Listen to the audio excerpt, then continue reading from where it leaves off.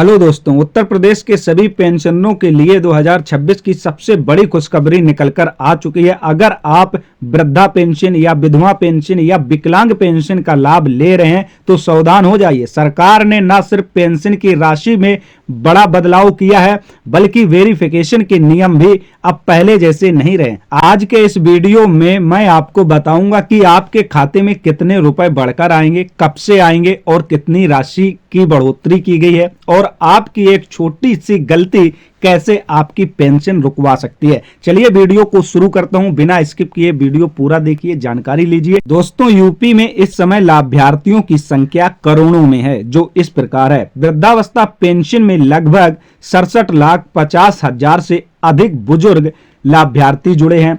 निराश्रित महिला यानी विधवा पेंशन का लाभ लगभग 38,58,922 से अधिक माताएं इसका लाभ पा रही हैं। दिव्यांग पेंशन यानी कि विकलांग पेंशन लगभग 11,32,240 से अधिक विकलांग लाभार्थी रजिस्टर्ड हैं। दोस्तों, उत्तर प्रदेश सरकार का लक्ष्य है इन सभी लगभग 1,41,41,162 पेंशन लाभार्थियों को 2026 में नए बजट का सीधा फायदा पहुंचाना है।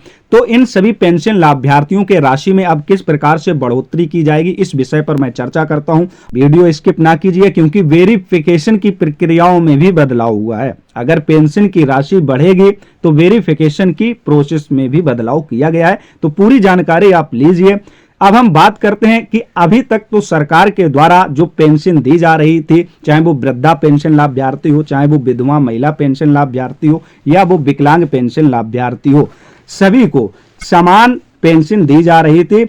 महीने की बात की जाए तो सभी पेंशन लाभार्थियों को महीने में 1,000 रुपए का लाभ मिलता था और सालाना अगर बात की जाए तो साल में 12,000 रुपए का लाभ मिलता था। तो सरकार के द्वारा साल में 4 किस्तें ट्रांसफर की जाती थी और प्रत्येक किस्त 3 महीने के अंतराल में डाली जाती थी। तो प्रत्येक किस्त में इन सभी लाभार्थियों को समान पैसा मिलता था, 3,000 रुपए। अब नए बजट और नए सत्र के अनुसार दोस्तों, सबसे पहले बात करते हैं वृद्धावस्था पेंशन लाभार्थियों के राशि में किस प्रकार का इजाफा किया जाएगा। जो बढ़ोतरी की प्रक्रिया सरकार ने शुरू की है, अभी तक सभी पेंशन लाभार्थियों को 1,000 प्रति महीने के हिसाब से राशि का लाभ मिलता था। तो अब यहां पर वृद्धावस्था पेंशन की राशि में प्रत्येक महीने के हिसाब से 500 रुपए की बढ़ोतरी की जाएगी। तो सालाना इनका लाभ मिलेगा 18,000 रुपए का। अगर तिमाही बात करते हैं तो 3 महीने के अंतराल में किस्त ट्रांसफर की जाती है, तो उस किस्त के अनुसार प्रत्येक 3 महीने में किस्त मिलेगी 4,500 रुपए की। और इसके बाद साल में 4 किस्तों का लाभ सभी इन बुजुर्ग लाभार्थियों को दिया जाएगा। दोस्तों, निराश्रित महिला पेंशन यानी कि विधवा पेंशन के राशि में किस प्रकार से बढ़ोतरी की है, तो यहां पर सेम बढ़ोतरी की है, यानी कि 1,000 रुपए प्रति महीने विधवा महिला पेंशन लाभार्थियों को मिलते थे, इसमें भी 500 रुपए प्रति महीने के हिसाब से बढ़ोतरी की जाएगी। साल में 18,000 रुपए का लाभ मिलेगा और साल में 4 किस्तें ट्रांसफर होती हैं, तो प्रत्येक किस्त के हिसाब से 4,500 रुपए 4 बार इन सभी विधवा महिला पेंशन लाभार्थियों को सरकार के द्वारा ट्रांसफर किए जाएंगे।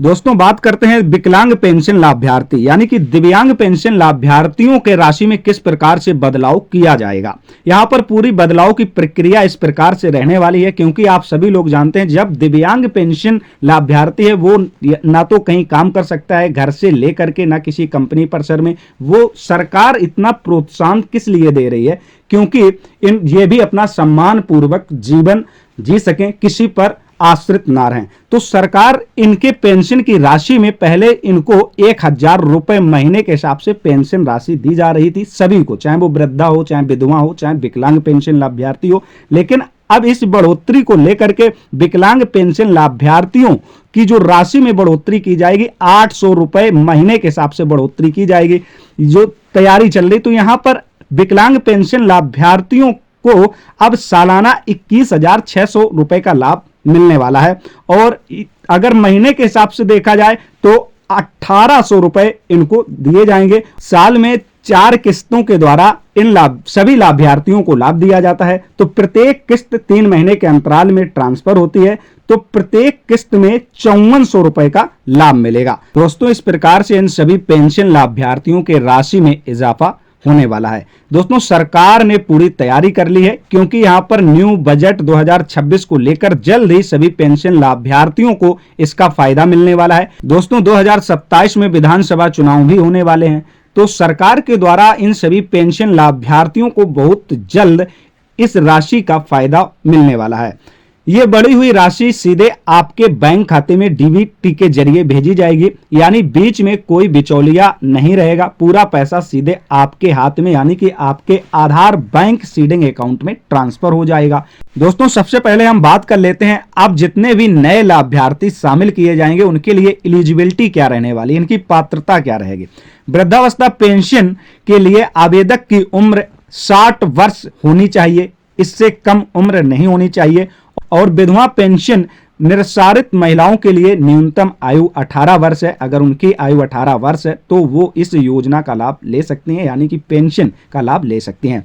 दिव्यांग पेंशन यानी विकलांग पेंशन लाभार्थी के लिए उसका जो विकलांगता सर्टिफिकेट है, तो 40% दिव्यांगता का प्रमाण पत्र अनिवार्य है, तभी इन सभी पेंशन लाभार्थियों को इसके अनुसार लाभ दिया जाएगा। दोस्तों, इन सभी लाभार्थियों के लिए अगर आय सीमा की बात करते हैं तो सभी के लिए यहां पर मिनिमम ग्रामीण क्षेत्रों के लिए सालाना आय 46 से 48 हजार रुपए और शहरी क्षेत्रों से सालाना आय 52 से 56 हजार से अधिक नहीं होनी चाहिए। लेकिन कुछ मामलों में विधवा पेंशन के मामले में यह सीमा 2 लाख तक भी हो सकती है। दोस्तों, इन सभी लाभार्थियों के लिए सबसे बड़े टॉपिक की अब बात आती है कि वेरिफिकेशन की प्रोसेस में किस प्रकार से बदलाव किया जाएगा।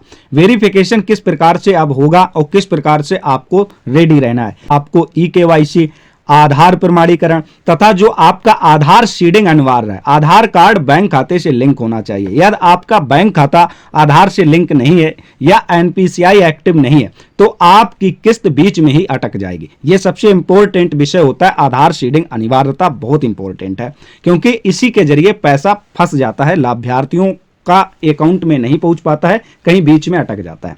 तो आप लोगों को जो सबसे बेस्ट चीज है यहां पर यह समझनी है कि आय प्रमाण पत्र की इन सभी लाभार्थियों की दोबारा से जांच की जा सकती है समाज कल्याण विभाग के अधिकारियों के द्वारा, क्योंकि आय प्रमाण पत्र की जांच को लेकर 2026 में सरकार पुराने डेटा को अपडेट कर रही है। यदि आपकी पारिवारिक आय तय सीमा से अधिक पाई गई तो नाम सूची से काट दिया जाएगा। दोस्तों, नए सत्र और नए बजट को देखते हुए इन सभी पेंशन की राशि में जिस प्रकार से बढ़ोतरी की प्रक्रिया सरकार ने रखी है, तो इन सभी पेंशन लाभार्थियों को लाभ बहुत जल्द मिलने वाला है। दोस्तों, आप अगर यूपी से हैं तो यह जानकारी हर जरूरतमंद तक पहुंचाएं।